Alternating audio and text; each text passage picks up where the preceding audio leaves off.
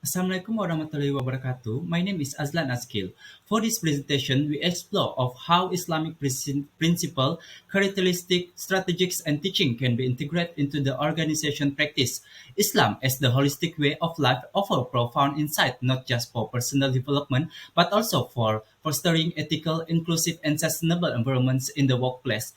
In this era where the organizations are increasing seeking frameworks to balance the profitability with purpose, Islamic teachings provide a wealth of guidance, from principle of justice, honesty, and transparency to strategies that emphasize the consolation, which is surah, accountability, and social responsibility. This teaching align with the universal values that promote both individuals and collective success. Throughout this presentation, we will examine which is first one is principle of Islamic organizations, second one characteristics of Islamic organization, the third one strategies in Islamic management, and the last one is integration of Islamic teachings. Our goal is to uncover actionable insight that not only honor Islamic teaching but also enhance organizations, performance, and workplace harmony. Together, let's explore how aligns our practice with these timeless principles can lead to a more ethical, compassionate, and thriving organizations culture. Thank you. Let us begin. Assalamualaikum, my name is Dianati Binti Mohamed. So I'm going to present about the principles of Islamic organizations. So there are 4 principles which are Tawheed, Shura, Adil and Ihsan. So I will elaborate more for each of the principles. So firstly, I will explain about the Tawheed. What is Tawheed? Tawheed refers to the oneness and unity of Allah, the center of Islamic faith. It emphasizes the belief that all actions, thought and intention that should align with the purpose of serving Allah and fulfilling His commands. This belief should transcend into every aspect of life, including organizational practice. The implementation in organizational practice, including the unified purpose and ethics. As example, organization should establish a clear ethical visions that align with Islamic values. The leadership and employees should understand that their work is not just for personal gain, but a way to serve humanity and the Creator. Secondly, is about Shura. Shura is the consultation or mutual discussion. In Islamic teachings, it is encouraged that decisions are made collaboratively with leaders seeking input from others, particularly from those affected by the decisions. It is a principle that promotes inclusivity with respect for others' opinions and collective wisdom. The implementation in organizational practices of the Shura is respect for diversity. It encourages a culture where different viewpoints and experiences are valued that can lead to more innovative solutions. Employees should feel encouraged to contribute their ideas and concerns, ensuring that decisions are not made by a single person but by considering the diverse inputs. And then thirdly is about Adil. Adil refers to the justice, fairness and the equitable distribution of resources.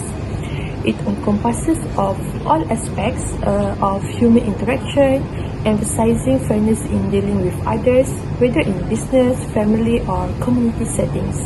Justice is one of the most emphasized principles in Islam, that ensuring that everyone is treated with dignity and fairness. So, what is the implementation of Adil in organizational practice? One is the fair treatment of employees, ensuring that employees are treated equitably regardless of their background, gender or position. This includes fair wages, equal opportunities for advancement and a work environment free from discrimination. And also for the conflict resolution, Adil can be applied in resolving conflicts within the organization by ensuring that all parties involved are treated fairly and that their rights are protected. Having clear policies and procedures for resolving disputes ensure a fair approach to managing disagreement. And lastly, the principles are for ihsan. Ihsan refers to the excellence and striving for perfection in all matters of life, including work. It implies going beyond the minimum requirement and performing actions with sincerity, dedication, and quality. This concept encourages Muslims to always give their best and do their work as if they are doing it for Allah. What is the implementation for ihsan in organizational practice? One is continuous improvement. Organizations should encourage employees to strive for excellence in their work, constantly improving their skills, knowledge, and performance. This could involve providing training programs, opportunities for professional development, and fostering a culture of innovation. And then, integrity and ethical leadership. Leaders should exemplify excellence by adhering to high moral standards, being a role model for employees, and making decisions based on fairness, ethics, and the pursuit of excellence. Excellence is not just about performance, but also about integrity and in leadership and decision making. So, by embracing these Islamic principles, an organization can create a morally grounded, fair, and innovative environment that benefits not only for employees but also the society. So that's all from me. Thank you. Assalamualaikum warahmatullahi wabarakatuh. My name is Haritz bin Ashadi and my metric number is TE21035. So, today I'm going to talk about the characteristic of Islamic organization, which is Islamic organization are grounded in the principle of Islamic teaching, emphasizing the integration of spiritual, ethical, and practical aspect of life. At their core, this organization upholds the concept of Tawheed, which is the oneness of Allah, which influence their mission, vision, and daily operation. This central belief drives their commitment to serving humanity in alignment with Islamic values. As a result, they often pursue objectives that benefit society, promote justice, and support the well-being of the members and communities. This goal reflects the teaching of Quran and the Sunnah, ensuring that their practices remain firmly rooted in the faith. So, I'm going to talk about a few points about Islamic characteristic organization, which is the first one is ethical leadership. Ethical leadership is a cornerstone of Islamic organization where leaders are expected to exemplify integrity, honesty, justice in all aspects of their roles. They serve as role models, inspiring others through their adherence to Islamic principles and their commitment to moral conduct. These leaders not only prioritize the well-being of the organization, but also the spiritual and personal development of their team members. By maintaining accountability to both Allah Subhanahu wa Ta'ala and the people they serve, ethical leaders foster an environment of trust, fairness, and respect, ensuring that all decisions align with the teaching of the Al-Quran and Sunnah. So next, I'm going to talk about the work as ibadah, which we know as worship. In Islamic organization, work is viewed as an extension of worship, which is ibadah, when performed with the sincerity and the intention to please Allah Subhanahu wa Ta'ala. This perspective elevates the concept of work beyond mere productivity or financial gain, imbuing it with spiritual significance. Employees and members are encouraged to carry out their duties with excellence and a sense of responsibility, knowing that their efforts contribute to the betterness of society. This approach cultivates a strong work ethics where individuals find purpose and fulfillment in their roles. recognizing that their actions, no matter how small, are a form of devotion. So, next point that I want to highlight out is the social responsibility. Islamic organization place a high priority on social responsibility, actively engaging in initiatives that address societal challenges through practices such as zakat, which is mandatory almsgiving to Muslim, and also sadaqah, volunteering charity. They contribute to poverty alleviation, education, and healthcare, among other causes. These efforts are rooted in the belief that wealth and resources are blessings from Allah Subhanahu wa Ta'ala and must be used to benefit others by prioritizing the welfare of marginalized and underprivileged community. Islamic organizations demonstrate their commitment to justice and compassion, reflecting to the core Islamic value of helping those in need. So, lastly, I want to talk about the transparency. So, transparency is a vital characteristic of Islamic organization as it fosters trust and confidence among members, stakeholders, and the wider community. Open communication about policy, decision, and financial matters ensure that all operations are conducted with clarity and accountability. This practice aligns with the Islamic principle of amanah, which is trustworthiness, emphasizing the responsibility to manage resources and information ethically. By maintaining transparency, organizations strengthen their credibility and create a culture of openness and inclusivity, allowing for constructive feedback and continuous improvement. Assalamualaikum warahmatullahi wabarakatuh. I am Ainur Saleha and I am here excited to present a discussion on the strategies of Islamic principles within organizational frameworks. Specifically, I will address 4 key strategies, which is halal operations, risk sharing, employee empowerment, and conflict resolution. I will begin the concept of halal operations in organization as a strategy to be implemented in an organization. For an organization to genuinely align with Islamic principles, it must ensure that all operational processes strictly comply with the guidelines of Sharia law. This includes acquiring goods ethically, following industry-specific rules, and meticulously monitoring sales and distribution operations. For example, in food industry, we have to ensure that all ingredients and production processes meet halal standards. This can enhance the organization's credibility, caters to the ethical and religious expectation of consumers. The organization must ensure that the products and services avoid any involvement in activities that are prohibited by Islam. Next, I will discuss about risk sharing.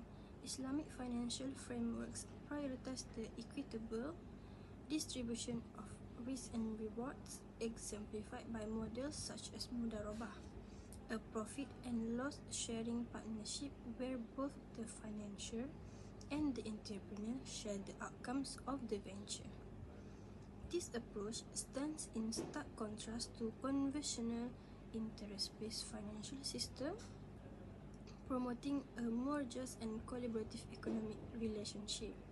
By eliminating riba, which is interest, organizations that embrace Islamic financial models ensure that profit generation is intrinsically tied to the genuine performance and mutual effort. This not only eradicates exploitative practices, but also strengthens stakeholder relationships through shared accountability and benefit.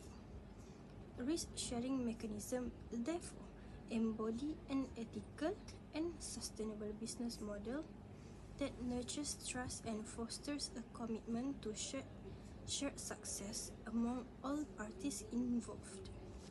Employees are the cornerstone of any organization's success, and their empowerment is vital for achieving long-term growth and sustainability. Islamic teachings emphasize the importance of education, professional development, and ethical behavior, providing a comprehensive framework for fostering employee empowerment. Organizations that prioritize the development of their workforce can create a culture where individuals are motivated to reach their full potential. Training programs that combine technical skills with Islamic principles such as ihsan, which is excellence in effort, and amanah, which is trustworthiness in responsibilities, ensure that employees not only excel in their professional roles but also uphold ethical standards in their conduct.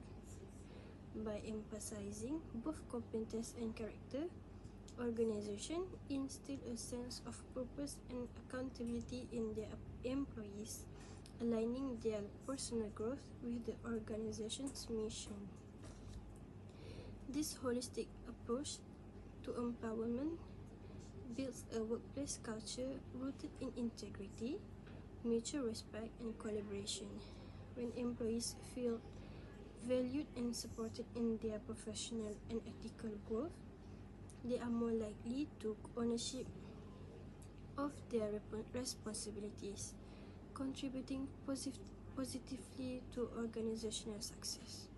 Furthermore, fostering empowerment enhances employee morale, loyalty, and engagement, leading to higher productivity and innovation.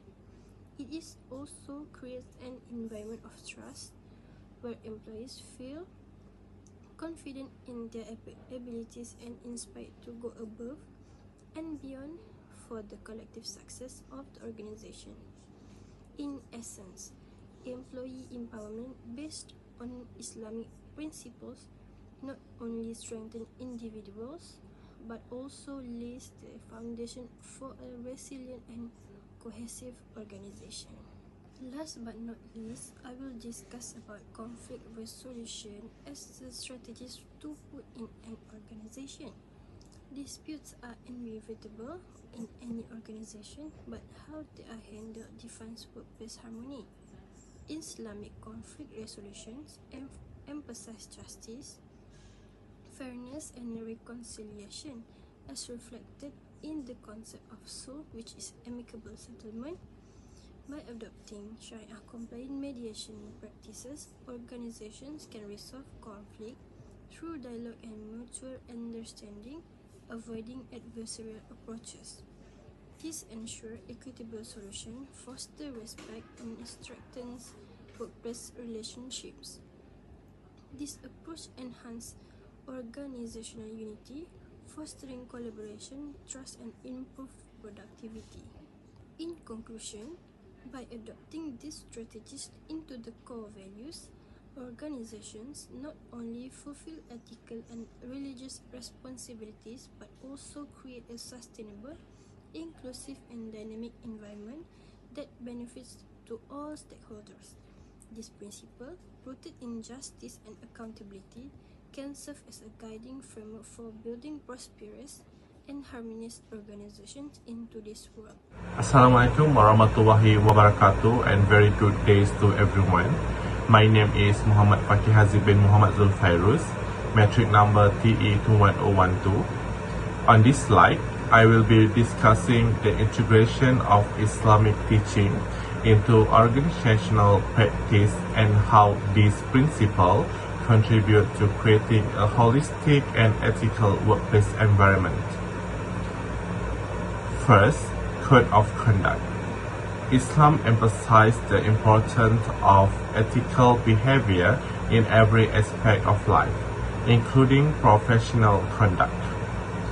A well-defined code of conduct in an organization ensures that all employees and management act in line with Islamic values such as honesty, integrity, and accountability. For example, Islamic teaching discourages corruption, deceit, and unfair practice.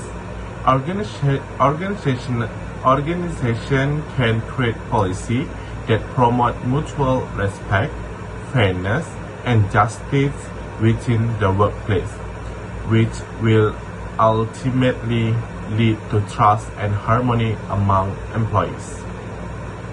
The second one is customer service. The second principle is the Islamic approach to customer service.